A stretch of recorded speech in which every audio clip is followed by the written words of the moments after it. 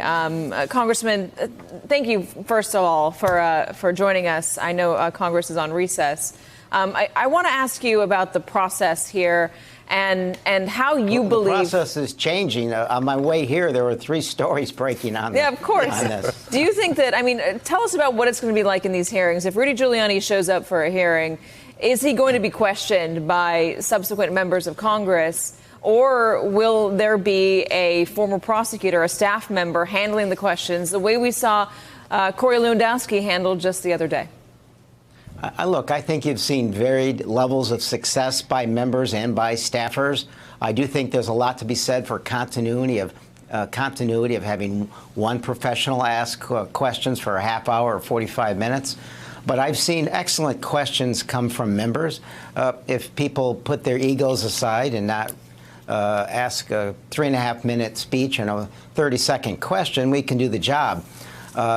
So much of this is understanding. Do you coordinate with each other behind the scenes when you, for the sequencing of questions? Do you coordinate how you're going to follow up? Is there a process, a plan? Look, we've been doing this almost 3 years now, and I think there's been good coordination. I can only speak for my committee, the Intelligence Committee. And I think we've done a good job. When all the transcripts come out from the Russian investigation, I think most Americans will be proud of the job members did. It's a pretty good batting average. But I do think there has to be coordination to avoid duplication and to have a stream of consciousness. So you're telling a story when the American public is watching the hearing. Will you be subpoenaing Mike Pompeo, not just the documents, but now that there's reporting from the Wall Street Journal that Mike Pompeo was on that Ukraine call, will you call him before your committee? You know, we're living in real time. I believe that the Secretary will receive a subpoena. I'm not sure which committee and how it's going to be divided. I can tell you that this Friday, the Inspector General will be back before the House Select Committee on Intelligence. And then on Thursday, Mr. Volker will be before the staff of the Intelligence Committee. You've seen the subpoenas going forward. This is the first time since I've been in Congress, over 10 years, where the press is asking me questions. My constituents are asking me questions, and literally answers are being formulated as the questions are being asked. We're going to get there. We're going to do it on a coordinated basis. The reporting is coming at a rapid pace. The news from the New York Times that Donald Trump asked Australia to look into the origins of the Mueller report at the request of his attorney general. What's your reaction to that? I think it's an argument for why impeachment needs to go forward. If you read the White House transcript, or wherever anyone wants to call it, talking about you in the conversations with Ukraine, he references the special counsel, Mr. Mueller. Right after it was released and the special counsel testified, the President of the United States went on to, I think, a greater crime.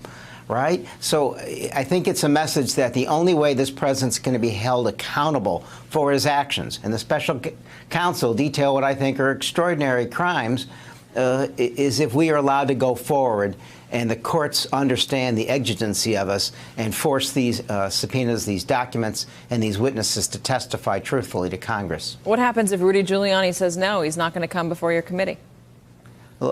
We are bound by the rules. How the strategy moves forward, going forward on a criminal basis, a civil basis.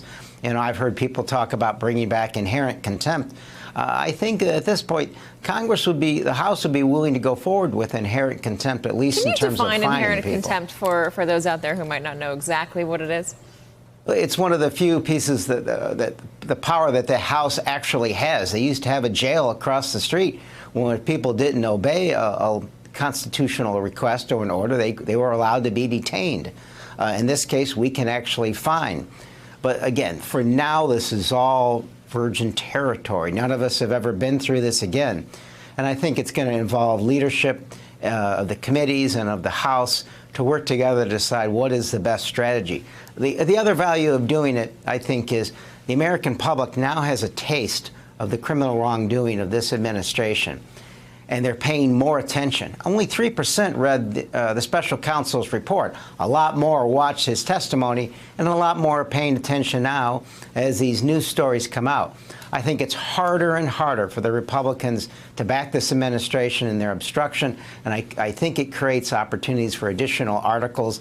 And courts don't live in a vacuum. They're going to be seeing this public pressure moving forward, too. How quickly will you do this? Nancy Pelosi said expeditiously. Does that mean before Thanksgiving, before Christmas, New Year's? So much of it depends on the president's next tweet or the next crime we hear about or how the courts act, how effective we are in our strategy, how much pressure comes from the American people. All I can tell you is we're not going to be the one that slows the process down. Do you think it needs to happen before the primaries begin, or are you worried about it getting in the way of the 2020 Democrats being able to focus solely on policy? Look, we won the House back on policy. We won the House back on health care.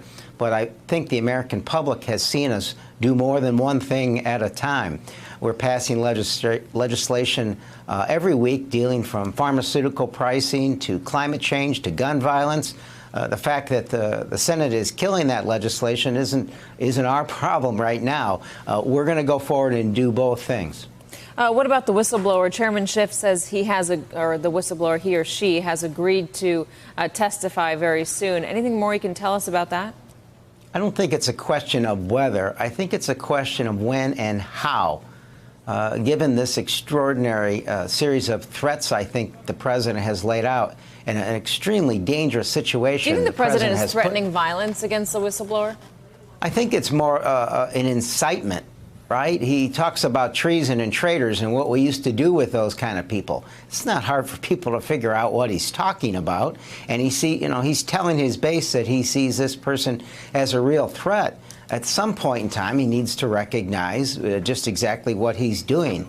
All right? This is an assault on the whistleblowing community and a threat to the intel community. In a democracy, we live with an intelligence community that operates in secret. That only works if there's congressional oversight and whistleblowers. Without that, wrongdoing goes unpunished, unknown, frankly, and it also creates leaks. Both of those are bad for our national security.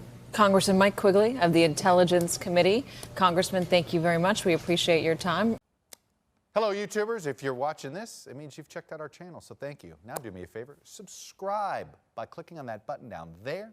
Click on any of the videos to watch the latest interviews and highlights from MTP Daily and MSNBC. You can get more Meet the Press content every morning in the First Read newsletter. If you're tired of content that you don't know anything about where it came from, you don't have to have that problem with us. NBC News, MSNBC, MTP, and the Meet the Press mindset right here for you on YouTube. Subscribe now.